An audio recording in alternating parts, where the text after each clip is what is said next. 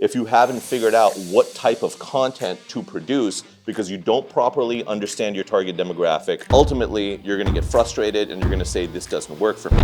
So a lot of people fail in business because they focus their energy on the wrong things. Let me show you what I mean. So this is a quick little chart that I put together, and this shows the 3 stages of how you're gonna build a business, identify your target demographic, and then ultimately chart a path to market and start selling product or services. So at the top, you've got your business fundamentals and your brand positioning. These are things like your target demographic, how you position your brand, your value props, and your messaging. Underneath that, you've got your marketing assets. This is your ad creative, your video, your website, your landing pages, and all of the other collaterals that go into how you're gonna actually execute a campaign and get to your target audience, right? So it's the practical way you're gonna reach them and put something in front of them. And then ultimately at the bottom, you've got 4 different verticals, and this is your path to market. So you've got advertising, content marketing, direct sales, and referrals. This is how you're actually gonna reach the audience. When people are starting a business, they make the mistake of getting to this part way too quickly. Now, don't get me wrong, we're a marketing and advertising agency, so I love when people advertise, but the problem is, if you don't do the work up here, you're never gonna be successful when you get to this part over here. Let's start by talking about business fundamentals and brand positioning. The first thing you wanna do is identify your target demographic, and this is where you wanna be as specific as possible. Who is the customer you're trying to reach? What about them is going to make them interested in your product? What problems are you solving for them? And you want to get really segmented here. One of the biggest mistakes people make when determining what their target demographic is going to be is they make this really, really broad. You may have a product or service that appeals to a large number of people for a variety of reasons. However, you want to break each one of those groups into separate groups, because when you get to this part, messaging, you want to make sure the messaging is really tailored to that individual person. Let me give you an example. Let's say you're selling a protein bar. There's many types of people who may buy a protein bar. A bodybuilder may buy a protein bar because they want to gain muscle.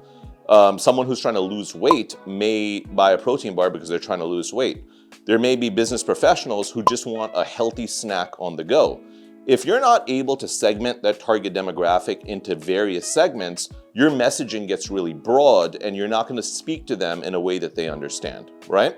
So when you're identifying your target demographic, I want you to identify as many target demographics as possible, because it's going to make everything easier as you work through this chart.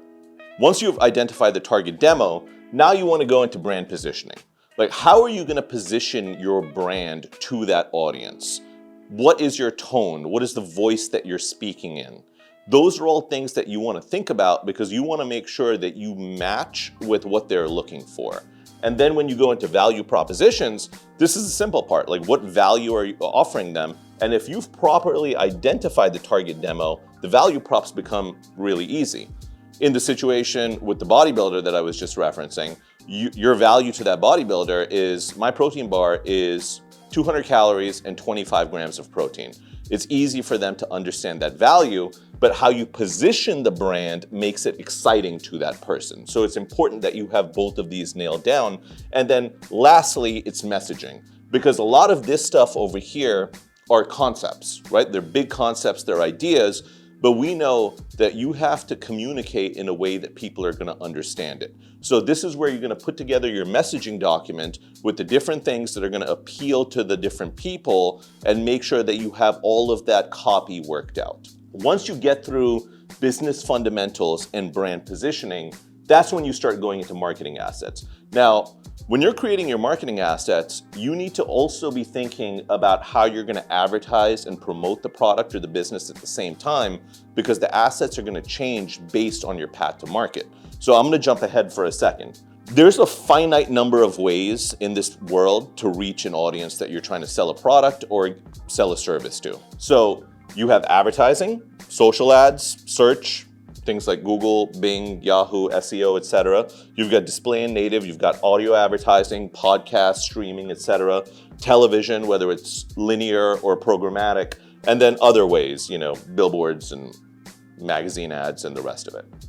So that all falls under the advertising vertical. Then you've got content marketing. Under content marketing, you've got things like SEO, creating social content, creating YouTube content like I'm doing now, and email marketing, right? Like, so these are things that are not as reliant on ad dollars, but more time and creativity in order to be able to build an audience, a community, and ultimately sell them product over time. You've got direct sales, so that's things like cold calling, cold outreach, and networking as well. And then you've got referrals, word of mouth referrals, affiliate, I also put under referrals, and strategic partnerships.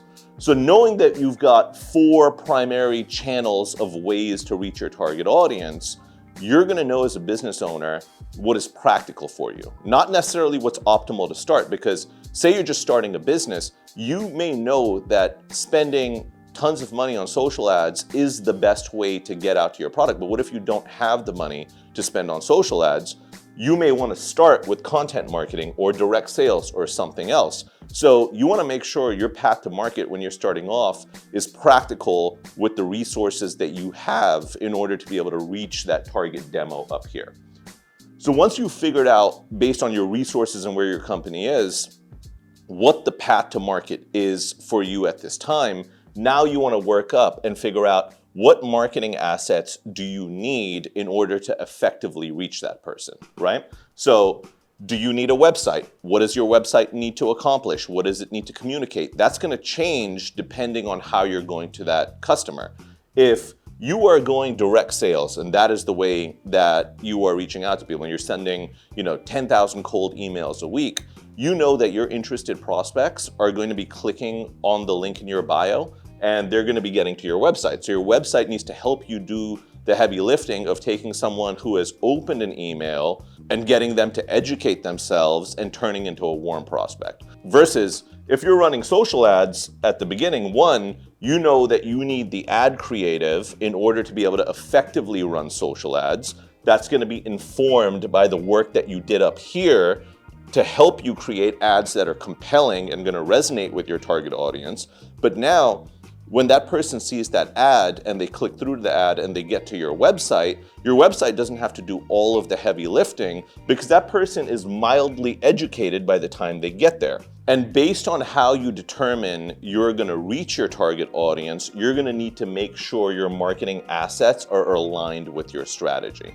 So one thing that I cannot emphasize more is before you start spending a ton of money on advertising and content marketing, direct sales and referrals, spend a lot of time thinking about the fundamentals and brand positioning of your business, what marketing assets you need in order to optimally reach that business, get them hooked, get them engaged, and ultimately converting, and make sure all of this is locked in before you actually get to the advertising and content part. When you get too quickly to this part, especially if you're spending money on social ads and you're newer, if you haven't figured out what type of content to produce because you don't properly understand your target demographic, you don't understand how to position yourself to them, and ultimately you're gonna get frustrated and you're gonna say, this doesn't work for me. The truth is, it can work for you. You just need to make sure you put the time up here before you get to the advertising and path to market part. What's up, guys? Thanks for watching. I hope you found this content helpful. And if you did, do me a favor, like and subscribe. I'm on a mission to take complex strategies and advertising tips and tricks that we use at our agency and make them super simple so that you can use them to grow your brand. Now, if you've got any questions or comments about advertising and marketing as a whole, drop them in the comments and I'm going to try and get to everything. Thank you.